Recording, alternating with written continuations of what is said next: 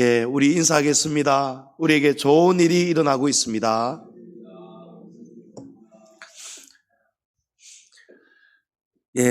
교회력으로 지난 주일부터가 지금 대림절 기간입니다. 성탄절 앞둔 4주간을 대림절로 우리 교회력으로 지키고 있는데, 이 대림절을 영어로 에번트라고 하는데 그 뜻은 나타난다, 오신다 이런 뜻입니다. 그러니까 예수님께서 나타나실 때까지, 오실 때까지 기다리는 것이 대림절입니다. 오래전에 구약의 성도들은 정말 하나님께서, 지금 오늘 우리가 읽은 이 예언도 예수님이 오시기 700년 전에 하나님이 주신 예언이었어요. 그러니까 이 구약의 성도들은 정말 많이 기다렸겠죠. 그들은 참 오래 기다렸습니다.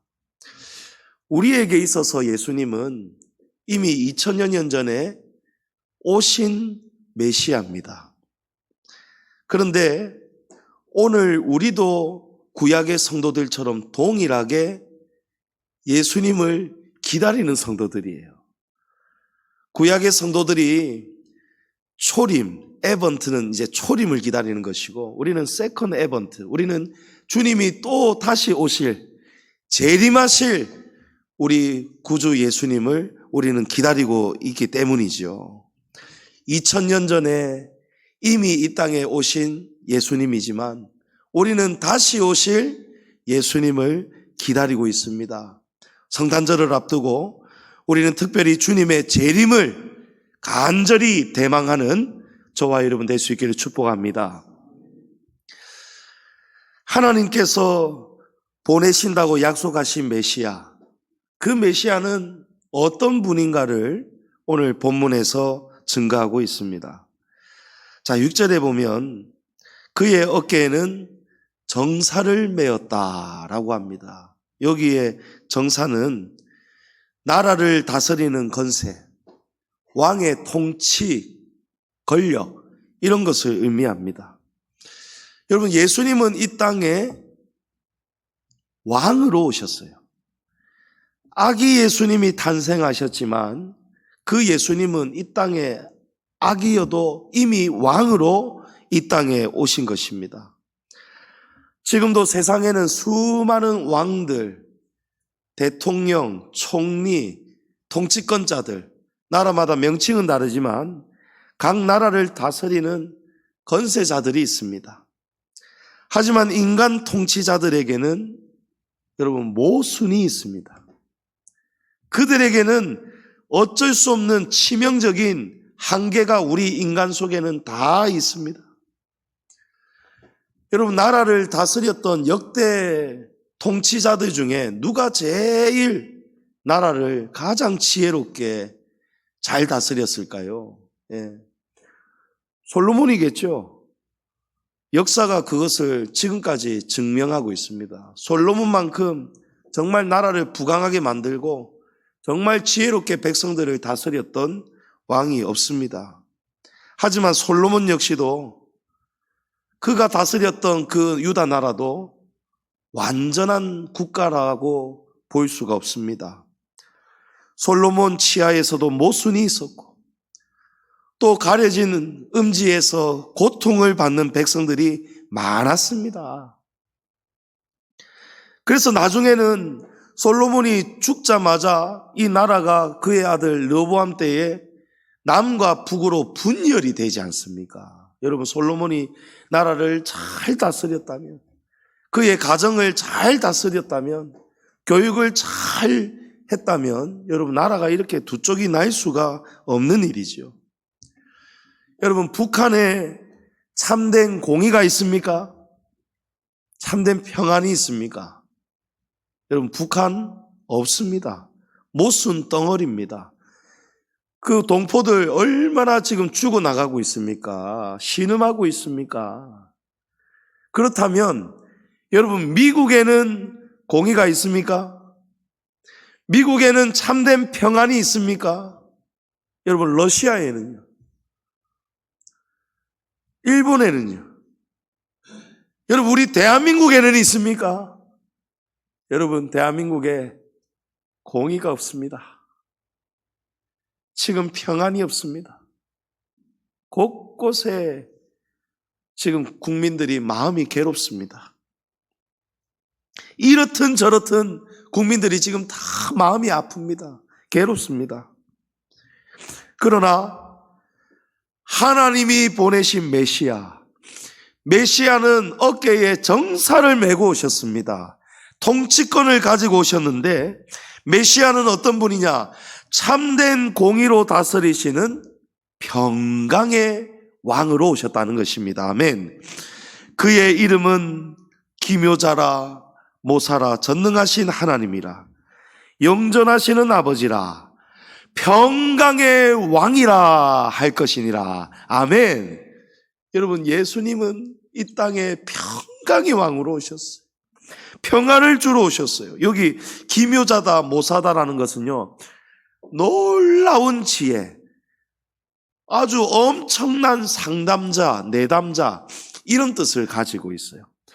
그러니까 예수님을 만나고 예수님이 다스리는 세상은요, 정말 깜짝 놀라운 지혜자, 기묘자, 또 모사, 모든 사람의 억울함이 없도록 다 헤아려주고 공의로 다스리고 공의로 재판하고, 그렇기 때문에 예수님이 왕이 되시는 그 나라는 여러분 평강이 흐르는 거예요. 할렐루야. 예. 요한복음 14장 27절에 평안을 너희에게 끼치노니 곧 나의 평안을 너희에게 주노라. 내가 너희에게 주는 것은 세상이 주는 것과 같지 아니하니라. 너희는 마음에 근심하지도 말고 두려워하지도 말라 라고 예수님이 말씀하셨어요. 여러분, 예수님은 평강의 왕으로 오셨는데 무엇을 주신답니까? 우리에게 평안을 주시겠다는 거예요. 평안을. 여러분, 돈이 아무리 많아도, 재벌 총수라도, 엄청난 힘과 권력 다 가지고 있어도 여러분, 마음에 평안이 없으면은 사는 게 아닙니다.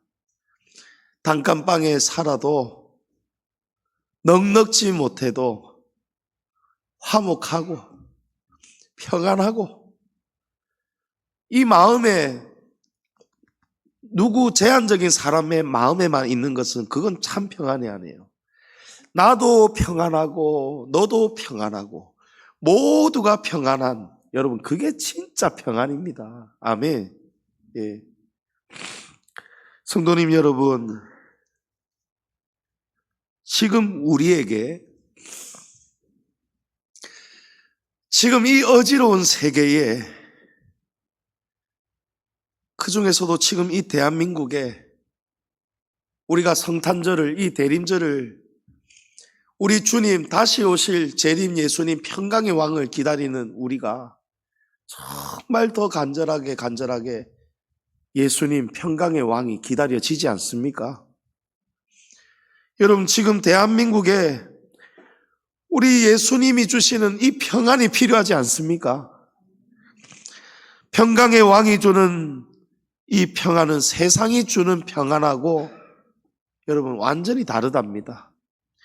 세상이 주는 것과 내가 주는 평안은 다르다고 말씀하시는 거예요. 그래서 우리는 예수님을 기다려야 되는 거예요.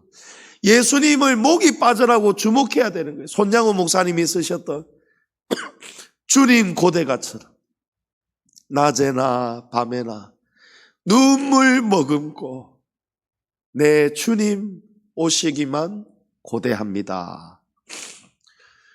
여러분, 이 땅에 소망이 있지도 않지만 여러분, 이 땅에 소망 두지 마십시오. 여기서는 세상으로부터는요 평안을 얻을 수가 없습니다. 우물가의 여인처럼 우물에서 숭늉 찾는 거예요. 그러니까 이 고통 속에 이 고난이 있어야 우리가 어디를 계속 바라보고 대망합니까? 여러분, 하나님 나라예요. 우리 평강의 왕이 온전하게 다스리는 그 나라, 우리 오늘 교동문을 읽었는데 그 나라는 어떤 나라입니까? 예? 표범이 염소 옆에 눕고, 예? 소가 풀을 뜯고, 어린아이가 독사굴에 손 넣어도 장난치도 물지 않고, 여러분, 그런 나라가 진짜 평안임을 믿으시기 바랍니다. 세상이 주는 평안은 왜 주님이 주는 것과 다른지 아십니까? 세상이 사람이 짜내고 노력하고 그래서 제공하고 서로가 누리는 평안은요, 누군가에게는 만족과 유익을 주지만 동전의 양면과 같은 거예요. 또 다른 누군가에게는 고통을 주는 평안입니다. 예. 여러분, 동성애 차별금지법, 이 법안이 동성애자들에게는 평안을 줄지 모르지만 그렇지 않은 자들에게는 가정을 파괴하고 하나님의 이 성경에 대한 도전과 우리의 믿음을 뒤흔드는, 여러분, 이런 게 세상이 주는 평안이에요. 세상의 통치자들이 바뀔 때마다 그들은 얼마나 이상적이고 완전한 나라를 세우겠다고, 자신이 있다고, 내가 대통령이 되어야 된다고 호언장담을 하지만, 여러분, 세상의 지금 역사 이래 그 어떤 나라도, 그 어떤 통치자도 그 말대로 된 나라가 여러분 있습니까? 없습니다. 왜 그러냐? 정치권을 장악하고 통치권을 장악하는 목적들이 전부 다 누구를 위한 거예요? 여러분, 자기들의 평안을 누리기 위해서 잡는 거예요. 이번엔 반드시 우리가 잡아야 된다. 우리가 못 잡으면 우리 죽는다. 우리가 되어야 내가 살고 너희가 산다. 여러분, 그런 작당들이 지금 이 세상의 곳곳에 이 나라를 세워가고 있는 것입니다. 그러니까 세상이 이렇게 어지러운 거예요. 하나님은 세상을 질서와 법도로 창조하셨어요. 우리 지난주일 모든 것을 질서 있게 하라. 여러분, 질서 있게 하지 않으니까 세상이 엉망이에요. 하나님께서 세상을, 온 우주계를 여러분 질서로 정확하게 하나님이 명하신 대로 지금 세상은 지금 돌아가고 있는 거예요. 우주계는요. 그런데 그 세상을 살아가는 인간들이 무질서하고 부패하고, 여러분, 이렇게 살아가다가 보니까 전부 다 자기들만 누리는 평화를 추구하고 살아가다가 보니까 지금 곳곳에 깔리고 눌리고 죽이느니 살리느니, 어제의 적이 오늘의 동지도 됐다가, 여러분, 너무 지금 혼잡스럽지 않습니까? 너무 혼돈하지 않습니까? 예. 이념이 이쪽이었던 사람이 갑자기 다른 쪽으로 가고, 여러분, 어떻게 이런 세상이 존재할 수가 있습니까? 사람이 이념이 하루아침에 바뀔 수가 있습니까? 전부 다 뭐예요? 가짜예요, 가짜. 공의가 없는 것입니다. 평안이 없는 것입니다. 하나님이 만드신 법과 질서는요, 나를 보호하기도 하지만 동시에 너를 보호하는 질서와 법입니다. 그것이 하나님이 만드신 정확한 질서와 법입니다. 그런데 만약 이 하나님의 법과 질서가 무너지면 나만 보호하고 너를 보호하는 법이, 질서가 무너지면 어떻게 되는지 아십니까? 여러분, 가장 먼저 연약한 사람들이 고통을 당합니다. 그래서 하나님은 구약시대에 곳곳에서 성경에서 가장 약한 부류에 속하는 과부나 고아를 절대 압제하지 말라 하셨어요. 나는 과부의 하나님이요, 나는 고아들의 하나님이다.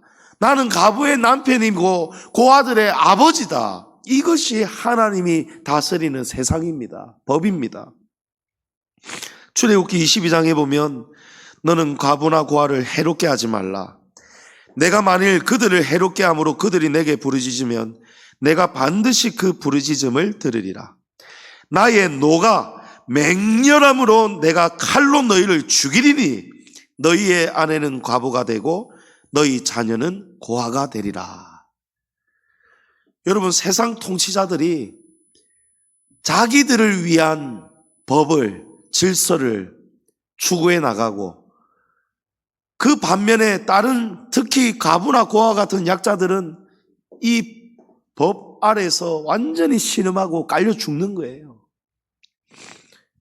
그래서 하나님은 이 약한 자들, 내가 만든 세상의 질서와 법은 모두에게 평안을 주는 법을 하나님이 만들어 놓으셨는데, 지금 세상이 혼탁하고 혼돈하니까 여러분, 법이 결 따라 다 달라지잖아요. 시대마다 다 달라지잖아요. 그런데 이 말씀이 그러면 무조건 약자들, 과부나 고아에게는 지은 죄도 눈 감아줘라, 용서해줘라, 약한 자들 절대 건들지 마라, 그런 또 하나님의 질서와 법은 여러분 어디에도 없습니다. 오히려 레위기 19장 15절에 보면 너희는 재판할 때에 불의를 행하지 말며 가난한 자의 편을 들지 말며 세력 있는 자라고 두둔하지 말고 공의로 사람을 재판할지며 라고 하셨어요. 여러분, 이것이 하나님의 법입니다. 우리는 하나님의 법 아래 통치받는 하나님의 백성입니다. 세상 사람들은 엉망진창으로 살아도 하나님의 성도들은 하나님의 이 공의의 법을 우리가 사랑해야 되고 지켜야 되고 따라야 됩니다. 여러분, 이 무슨 당연한 소리입니까? 예? 우리 하나님 어떤 하나님이십니까? 하나님은 모든 질서와 법 앞에서 가난한 자라고 두둔하지 말라는 거예요. 죄 지었으면 그 죄값을 받도록 재판 공정하게 하고, 또 돈이 있고 건세 있고 높은 자라고 그 편도 들어주면 안 된다는 거예요. 법 앞에서는 부자이건 가난하건 잘났든 몰랐든 모두가 똑같은 법 아래 서야 된다는 것입니다. 여러분, 법원이나 로스쿨이나 이런 데 가면은, 제가 그 여신 이름을 지금 생각이 안 나는데 눈을 탁 천으로 가리고 저울을 딱 들고 있잖아요. 여러분, 그게 무엇입니까? 그게 저스티스, 정의고 공의 아니겠습니까? 예? 저울질 하지 말라는 거예요. 누구 편을 들어줘야 내한테 더 유익인가, 나에게 더 평안이 오는가, 그런 걸 따지지 말라는 거예요. 하나님이 주시는 평안은 세상이 주는 평안과 다르다는 것이 무엇입니까? 하나님은 자로도 우로도 치우치지 않는다는 거예요. 예? 하나님은 오직 공의로 세상을 다스리십니다. 그래서 그 세상에 평강이 흐르는 줄을 믿습니다. 사람이 만든 법은 권력에 따라 바뀝니다. 자기 이익에 따라 흔들립니다. 그러나 하나님이 세우신 공의는요, 어떤 시대에도 어떤 대상 앞에서도 절대로 변하지 않는 절대적 기준이 있습니다. 시편 89편 14절에 의와 공의가 주의 보좌의 기초라, 인자함과 진실함이 주 앞에 있나이다. 여러분, 하나님의 보좌, 통치자가 앉아 계시는 그 보좌가 뭐라고 합니까? 그 보좌의 기초가, 그 통치가 무엇으로부터 나온다고요? 의와 공의로부터 나온다는 것입니다. 성도님 여러분, 세상 법정은 때로 참 불의할 때가 있습니다. 하나님은 언제나 우리를 다 주시하고 계십니다. 다 보고 계시는 거예요. 세상 법은 일사부재리 원칙이 있죠. 한번 딱 재판 선고받은 거는 나중에 유죄가 밝혀졌어도 무죄로 탁 했으면 일사부재리 해가지고 덮습니다. 끝입니다. 여러분, 이게 얼마나 모순입니까? 그러나 우리 하나님 앞에서는요, 일사부재리 원칙 없습니다. 세상에서 남을 억울하게 만들고 죄가 있는데도 없다라고 재판을 했더라도 여러분, 나중에 진짜 마지막 재판장, 최종 재판장은요, 우리 하나님이십니다. 세상 법이 수천 수만 엄청난 오류가 있어도 여러분 일사부재리로 끝나도 절대 어림도 없습니다. 하나님 앞에 가면요 다시 재판받아야 돼요. 왜 그렇습니까? 하나님의 앉아 계시는 이 보좌는요 의와 공의가 그 기초기 때문에 그렇습니다. 하나님의 나라에는요 절대 치우치고 죄 있는데 죄 없다고 그런 자는 절대 천국에 들어갈 수 없습니다. 우리가 세상 법의 불의 때문에 낙심할 때가 있습니다. 저는 살다 정말 지금처럼 나라가 걱정이 되고 기도가 나오고 눈물이 나고 우리 성도님들도 다 그러실 거예요. 예? 누구 지지하고 뭐 하고 할 게 없어요. 여러분 세상이 통치자들이 왜 다 그 모양 그 모양입니까? 여러분 그건 어쩔 수가 없는 거예요. 그러나 그래도 공의롭게 정의롭게 마지막 최후의 보루가 어딥니까? 여러분 세상 법정 아니겠습니까? 변호할 자를 변호해야 되고요. 예? 죄 있는 자를 집요하게 특별 수사를 하든 뭘 하든 그렇게 해야 되지 않겠습니까? 그런데 자기들밖에 몰라요. 자기들밖에. 변호할 자를 변호해야 되는데, 죄 물을 자를 물어야 되는데, 여러분 지금 엉망진창 뒤죽박죽 돼 있잖아요. 예수님을 십자가에 처형했던 여러분 빌라도의 재판 내용 아시죠? 빌라도는 다 알고 있었어요. 예수님은 죄가 없다는 것을 빌라도는 누구보다 잘 알았어요. 또 빌라도의 아내가 꿈도 꿨잖아요. 하나님이 그 꿈을 주셨단 말이에요. 당신 절대 저분 건들면 안 돼요. 저분은 정말 죄가 없으세요. 빌라도가 엄청 괴로워했던 것 같습니다. 왜냐하면 죄 없는 사람을 죄 있다라고 할 수 없으니까. 공청회를 근데 열지요. 공청회. 지금도 곳곳에 우리 정치하는 사람들, 뭐 법사위들 공청회 해서 사람들 다 불러서 묻고 하잖아요. 예수님 때에도 공청회 다 열었어요. 사내들인 공회원들이 다 열었어요. 그런데 그 공청회에서 어떤 일이 일어났습니까? 예수님 재판 때에 증인을 매수합니다. 증인을 돈 주고 가짜 증인을 만들고요. 가짜 증거를 조작해서 예수님을 참수하지 않습니까? 그런 흉악한 권력자들의 불의가 넘치고 넘쳤어요. 그 결과로 예수님 어떤 선고 받았습니까? 여러분 십자가 죽이라는 거예요. 죄가 없으신 예수님이 십자가에 처참히 죽으셨습니다.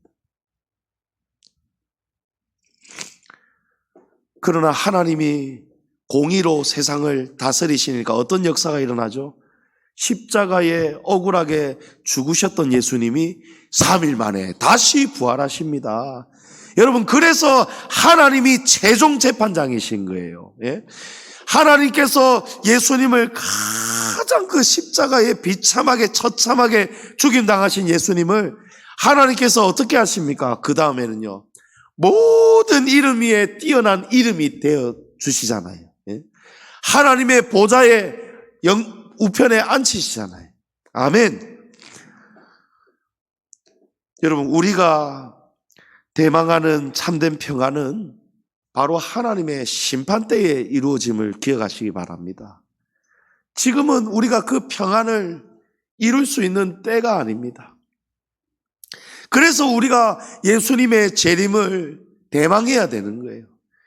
이 성탄절을 앞두고 이 시간 대림절을 보내면서 우리는 그 어느 때보다도 정말 평강의 왕이 오시기를 기다려야 됩니다.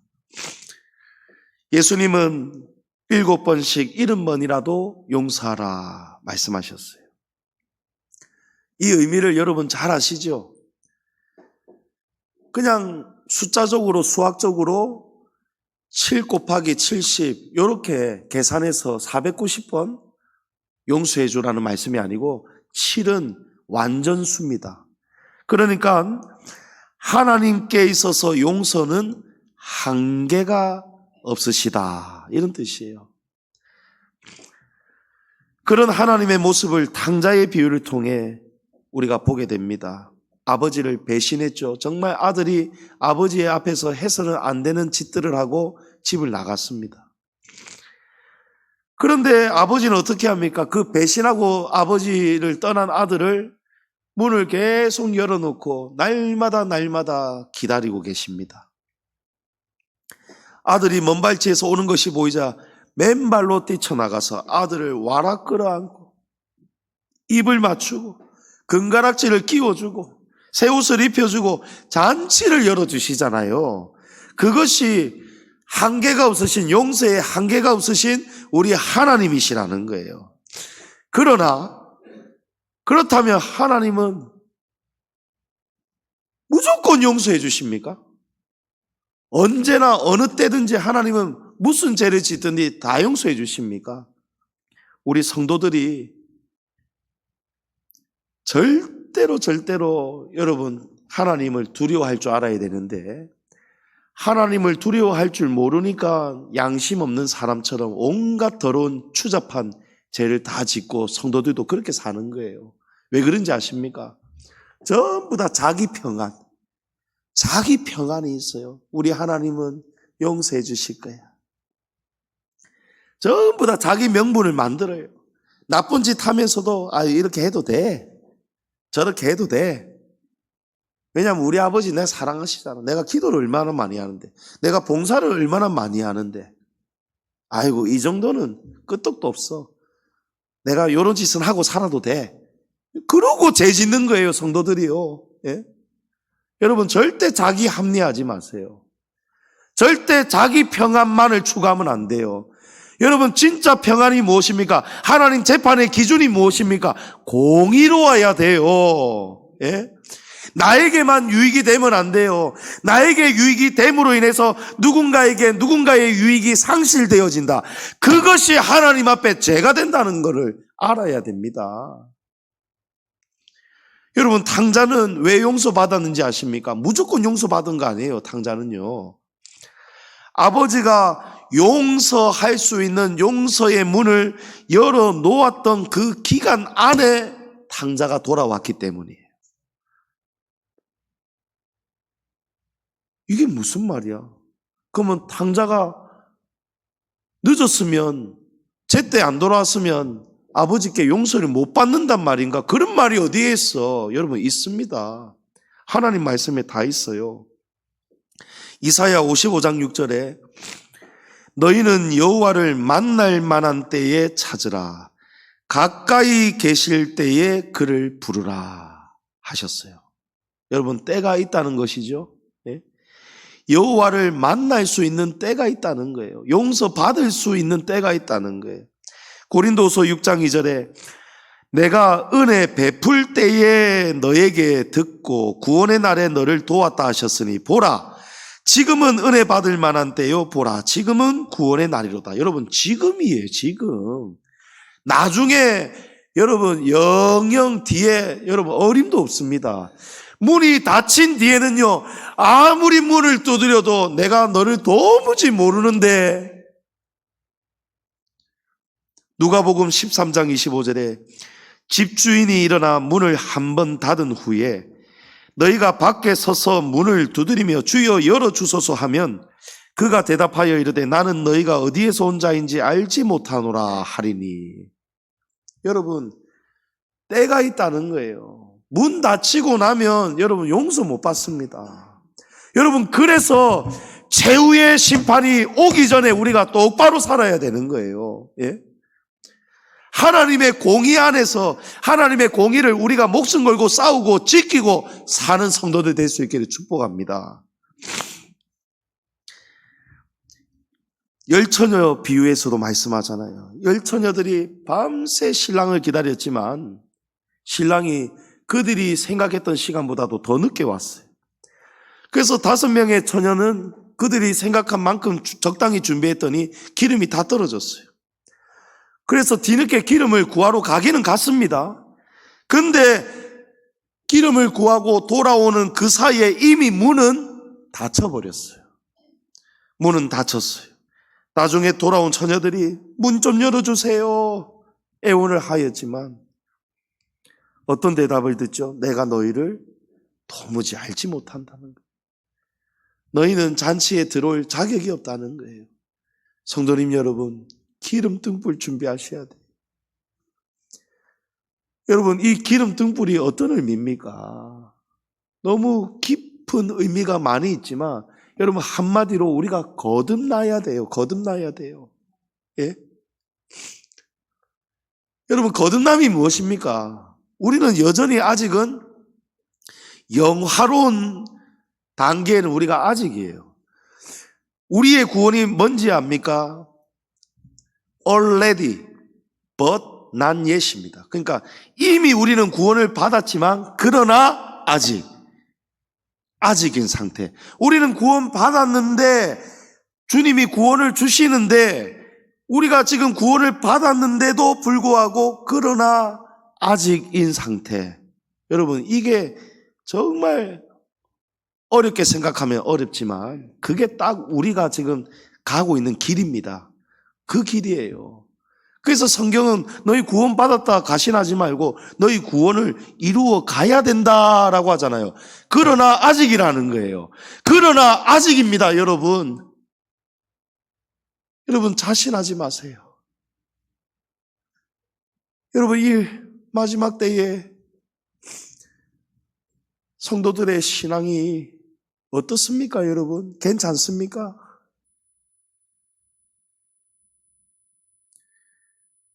거듭남이 뭐예요? 여러분, 죄를 깨닫는 게 거듭나는 거예요. 죄를 깨닫고 바른 양심의 기능이 살아나야 그래야 거듭날 수 있습니다. 그런데 어떤 분들은, 어떤 사람들은, 어떤 성도들은 살아가는 거 보면 남들이 모를 거라고 생각하겠죠. 그러니까 그런 죄악들을, 그런 반복적인 행동들을 거침없이 하겠죠. 예?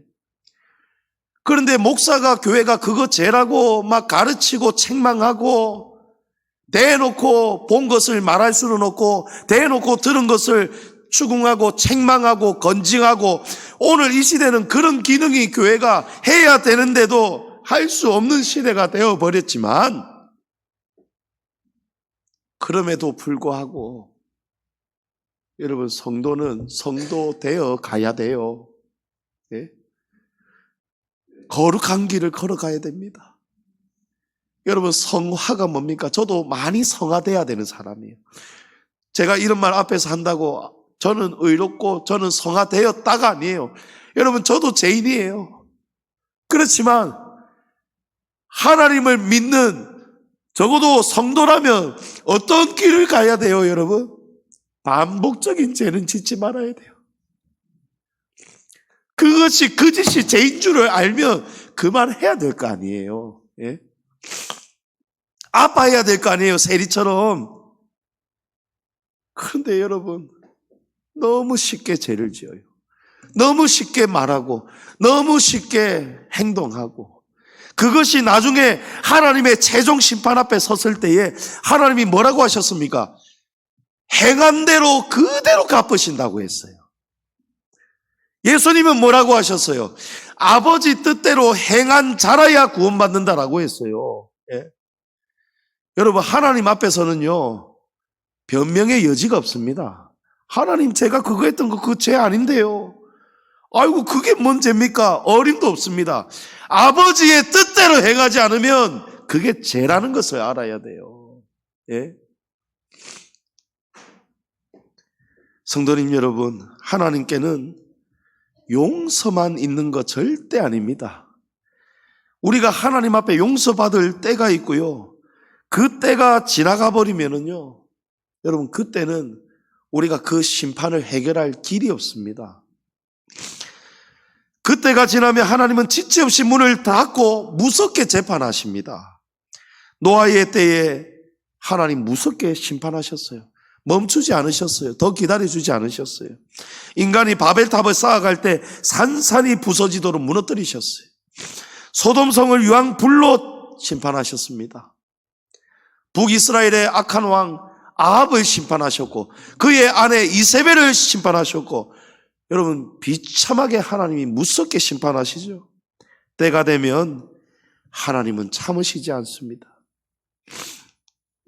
우리는 감사해야 됩니다. 지금 감사해야 됩니다. 지금은 그래도 하나님이 베푸시는 은혜의 시간 안에 있습니다. 근데 여러분 지금이 절대 영원하지 않다는 것을 기억하시기 바랍니다.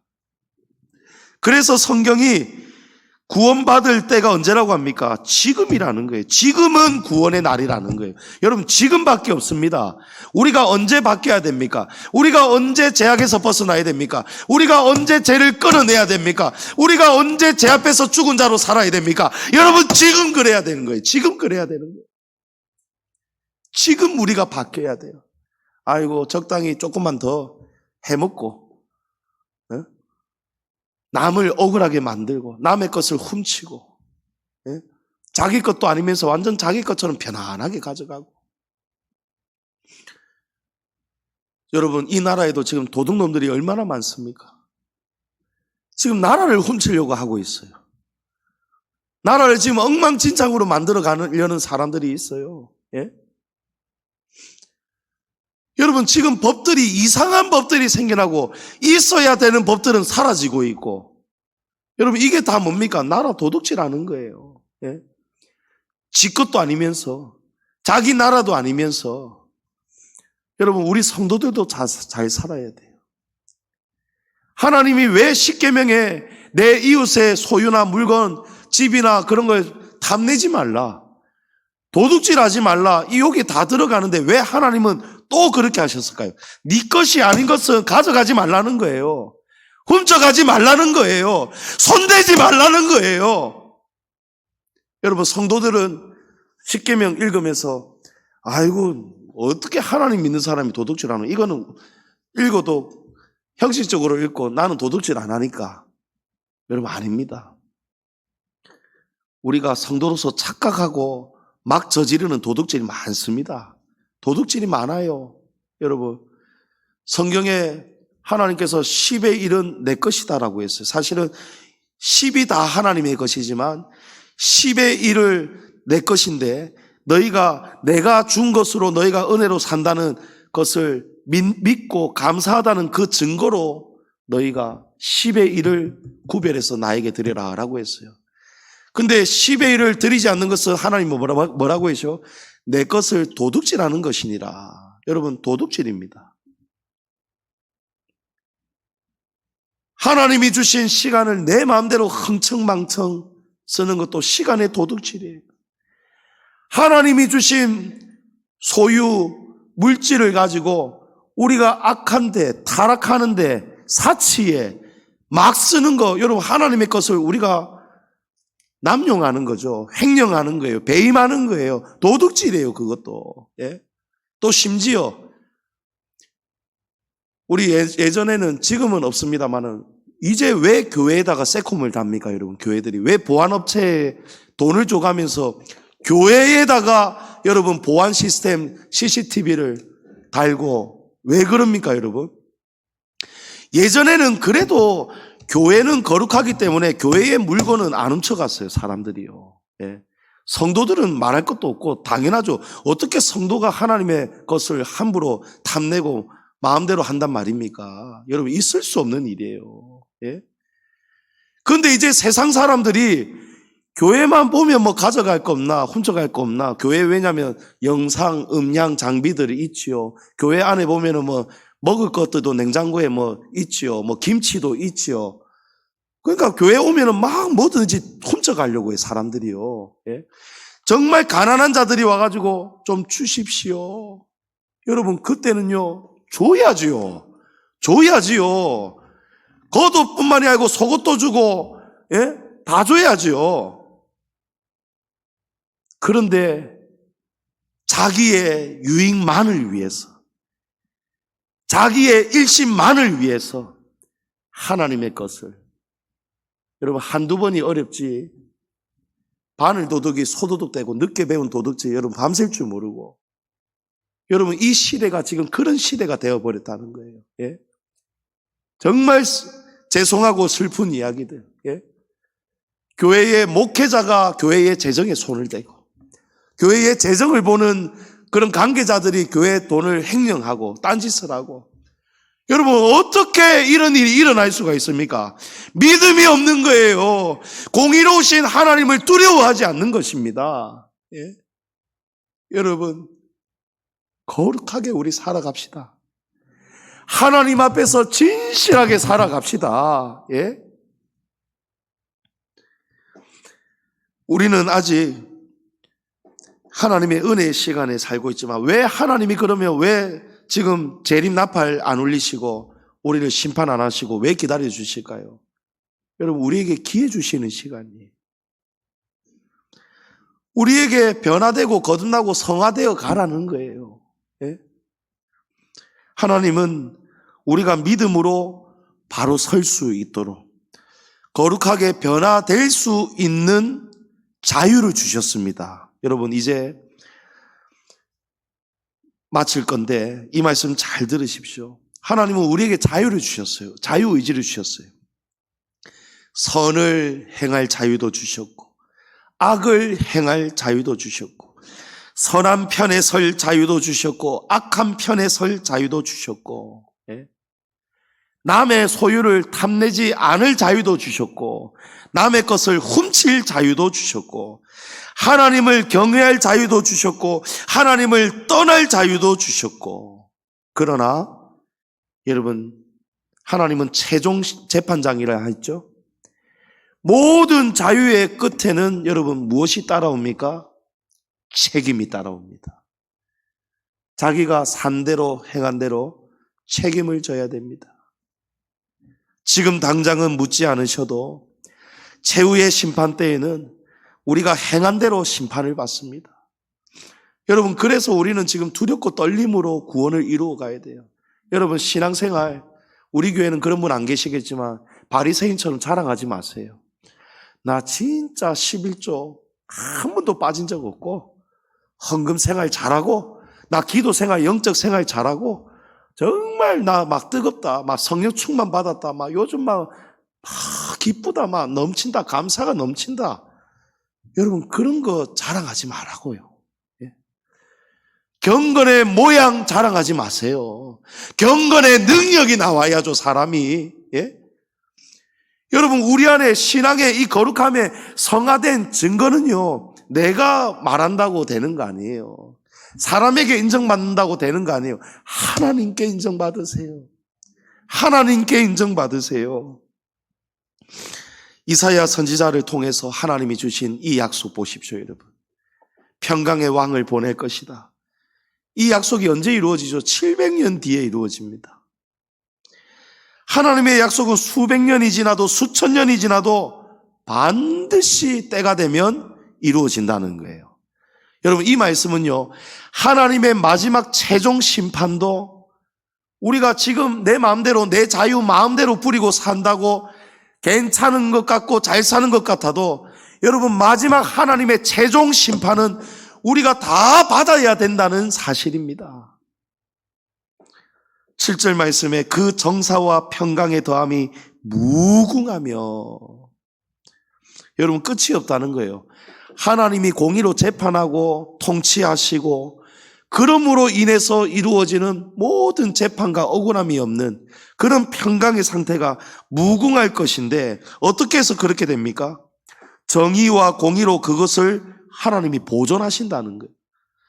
이 말씀은 끝까지 우리의 행한 것을 우리가 선을 행하고 한 것은요 하나님이 정말 영원히 우리를 보존해 주실 것이고 우리가 잘못 살았던 것도 정말 자칫 잘못하면 여러분 양심이 화인까지 맞아버리면은요 이거는 한번 성령을 받았어도 화인을 맞고 돌이키고 성령을 해방하고 이런 자는요 다시는 사하심을 못 받는다고 했어요. 여러분 그래서 우리가 하나님을 두려워할 줄 알아야 된다는 것입니다. 만군의 여호와께서 그 공의를 그 평강을 그 공의로운 마지막 재판을요 열심을 통해서 하나님이 이를 이루신다는 것입니다. 성도님 여러분 말씀을 맺습니다. 불의한 세상이죠. 불의한 사회예요. 무정하고 무법하고 불의한 사람들에게서 돌아서시기 바랍니다. 세상에서 여러분 억울한 일을 당해도, 여러분이 세상에서 재판에서 정말 억울한 일을 당해도 여러분 그럴수록 평강의 왕을 기다리십시오. 그때가 되면은요, 우리의 이 억울함을 주님이 다 신원해 주십니다. 다 주님이 평강이 흐르도록, 주님이 넘치도록 우리를 다스려 주십니다. 성도님 여러분, 이 대림절 기간 성탄절을 기다리면서 정말 평강의 왕이신 예수님을 바라보시기 바랍니다. 마침내 평강의 왕이 통치하실 그 메시아의 나라가 빨리 우리에게 임할 수 있도록 그 나라를 대망하는 저와 여러분 다 될 수 있기를 주의 이름으로 축원합니다.